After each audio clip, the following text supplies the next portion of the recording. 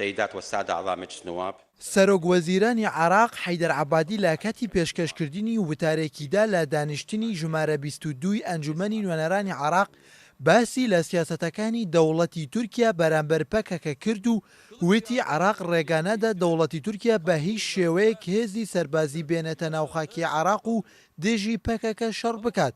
هاوکات عەبادی سیاسەتەکانی پارتی کرێکارانی کوردستان پەکەکەی با گرنگ وەسف کرد و وتی پەکەکە توانیوێتی دژی تیرۆر و تیرۆرستانی داعش لە عراق و سووریا بوەستێتەوە و باباشی بەرەنگاری تیرۆر بووەتەوە.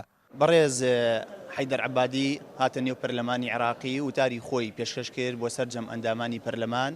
دیارە بابەتێکی زۆر گرنگی باس کرد، باسکردن لەسەر ڕۆڵ و دەوری هێزی پەکەکەی کوردستان لەسەر ئەرزی واقع و شەڕی دژە داعش لە زۆربەی ناوچەکانی عێراقدا شنگالی بۆ نمونە هێنایەوە و دیسانەوە لەسەر ئەرزی واقع لە سووریا کۆبانی بۆ نمونە هێنایەوە.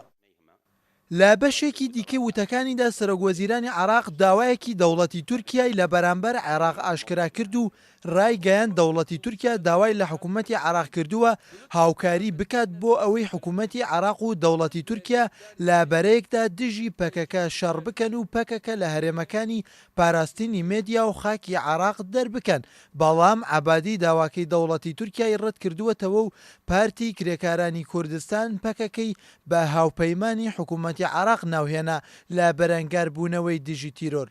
ئەمە یەکەم سەرۆک وەزیرانی عێراق بەو شێوەیە قسە بکا لەسەر ئەو حیزبە کوردیە کەوتی لە کاتێکا ئێمە هەر کەسێک زڵدی داعش بێ پاکەکە وەکو هەر حیزبێکی تر زڵدی داعش بۆ و شەڕێکی زۆری لەگەڵ داعشا کردو بە تایبەتی لە مەنتیقەی سنجار و ئەو مەناتیقانەیە کە جێگە دەستیان دیار بووە.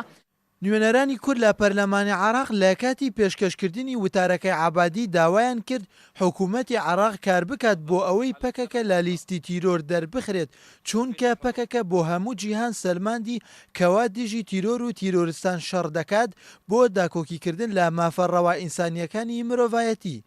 دەوڵەتی تورکیا بۆ بەرەنگاربوونەوەی تاقماتی دۆستەکانی داعش مەرجی هەیە و داواشی لە حکوومەتی عراق کردووە دژی پەکەکە شەڕ بکات و پەکەکە لە هەرێمەکانی پاراستنی مێدیا و عراق دەربکات.